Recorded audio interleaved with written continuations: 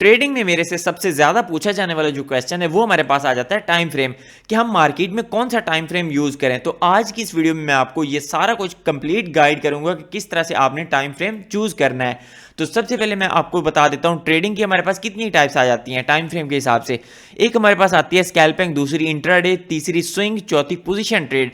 तो ये होती क्या है, इनको पहले समझते हैं। फर्स्ट ऑफ ऑल हमारे पास आ जाती है स्कैल्पिंग, जो कि हम चंद सेकंड से लेकर चंद मिनट्स के अंदर अपनी जो ट्रेड होती है उसको एग्जीक्यूट भी करते हैं, उसको क्लोज भी करते हैं, चाहे वो प्रॉफिट हो या फिर लॉस। इसको हम कहते हैं स्कैल्पिंग। और इसका जो एनालिसिस करते हैं वो हम 15 मिनट से लेकर 1 घंटे का टाइम फ्रेम हमारे पास यहाँ पे बहुत होता है। बाकी आप अपनी मर्जी से भी इसको आगे पीछे कर सकते हैं। मैं एक बात कहता होता हूँ, जहाँ पे आपको क्लियर प्राइस एक्शन दिख रहा है आपने उसको ट्रेड करना है। इसके लिए आप 4 आवर का टाइम फ्रेम भी यूज कर सकते हैं एनालिसिस के लिए। तो उसके बाद हमने जो इसकी एंट्री लेनी है वो हमने 1 मिनट से लेकर 5 मिनट के लिए हम वहां पे उसकी एंट्री लेंगे।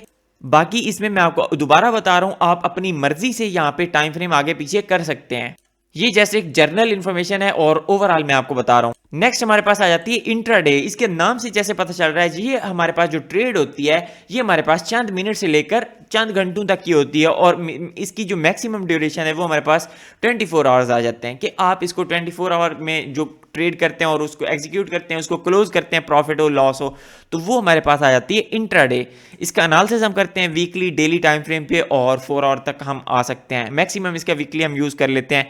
और उसके बाद इसकी एंट्री जो हम लेते हैं वो हम 5 मिनट के टाइम फ्रेम से लेकर 15 मिनट 30 मिनट के टाइम फ्रेम पर हम इसकी एंट्री लेते हैं। थर्ड वन हमारे पास आ जाती है स्विंग ट्रेड। स्विंग ट्रेड हमारे पास चंद दिनों से लेकर चंद वीक्स तक जो हमारे पास ट्रेड होती है, जिसको हम होल्ड करते हैं, वो हमारे पास आ जाती है स्विंग ट्रेड। एक चीज यहां पे मैं क्लियर कर दूं, जितना बड़ा टाइम फ्रेम आप यहां पे यूज करेंगे, जितनी बड़ी ट्रेड आप यहां बड़े टाइम फ्रेम को ट्रेड करेंगे, उसमें उतना ज्यादा बड़ा आपका स्टॉप लॉस बनेगा। ये बात आपने क्लियर अपने माइंड में रखनी है। अच्छा, दूसरी चीज हमारे पास इसका जो एनालिसिस हम करते हैं वो मंथली, वीकली टाइम फ्रेम पे हम करते हैं, और डेली के टाइम फ्रेम तक हम आ सकते हैं इस पे। और बाकी इसमें जो हमने एंट्री लेनी है वो हम 1 आवर के टाइम फ्रेम से लेकर 4 आवर के टाइम फ्रेम पर यहाँ पे हम एंट्री लेते होते हैं। एक और भी इसके लिए सिनेरियो आ जाता है, वो भी मैं आपको बताता हूं। नेक्स्ट हमारे पास आ जाती है पोजीशन ट्रेड, जिसको हम चंद वीक से लेकर चंद मंथ तक हम इसको होल्ड करते हैं। और इसमें साल तक भी होल्ड कर सकते हैं। ये सारा कुछ जितना मैक्सिमम फिर जितना ही इसको होल्ड करना चाहें वो कर सकते हैं।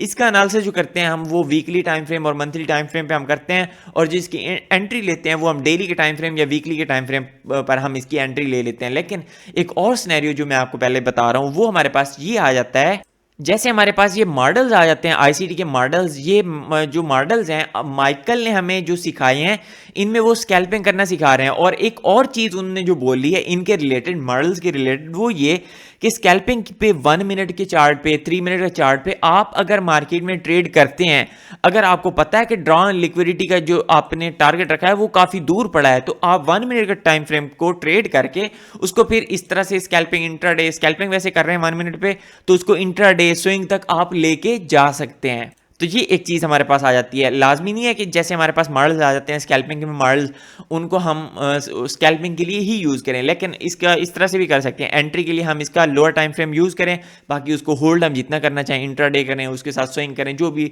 करें वो आपकी मर्जी है। एक दूसरी चीज़ हमारे पास आ जाती है आईसीटी की पीडी एरेज।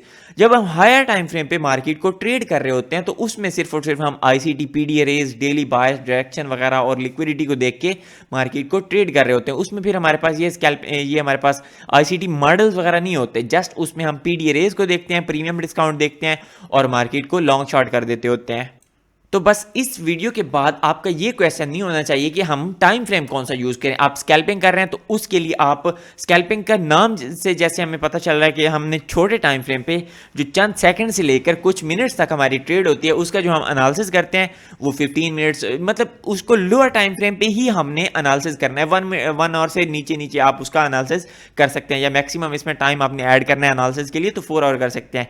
और इंट्राडे में सेम उसी तरह से आपने जो हम 24 आवर तक अपनी ट्रेड को होल्ड करेंगे, उसी हिसाब से हम थोड़ा सा टाइम फ्रेम, मतलब एनालिसिस का जो टाइम फ्रेम होगा उसको बढ़ा लेंगे। सेम इसी तरह से स्विंग ट्रेड का भी हम मजीद बढ़ा लेंगे, पोजीशन ट्रेड का मजीद हम टाइम फ्रेम बढ़ा लेंगे। जितनी हमने ज़्यादा ट्रेड को होल्ड करना है उसी हिसाब से हमने उसका बड़े टाइम फ्रेम पे एनालिसिस करना है। बाकी आपने जो काम करना है वो आपने काम करना है। इस चैनल को लाजमी से जाके सब्सक्राइब करना है और इसके मॉडल्स वगैरह, इसकी स्ट्रैटेजीज, आईसीटी की स्ट्रैटेजीज सीखनी है तो आपने इस चैनल पे आके इसकी प्लेलिस्ट वगैरह ओपन करनी है, इक्विटी ओपन सीएमई, ये मेरी अपनी मतलब ट्रेड्स का ब्रेकडाउन होता है, उसके बाद ओटी स्ट्रैटेजी, यहाँ पे आपको काफ़ी ज़्यादा स्ट्रैटेजीज और आईसीटी की पीडी अरेज मिल जाएंगी। आईसीटी की पीडी अरेज वाली प्लेलिस्ट आपने लाजमी से वॉच करनी है।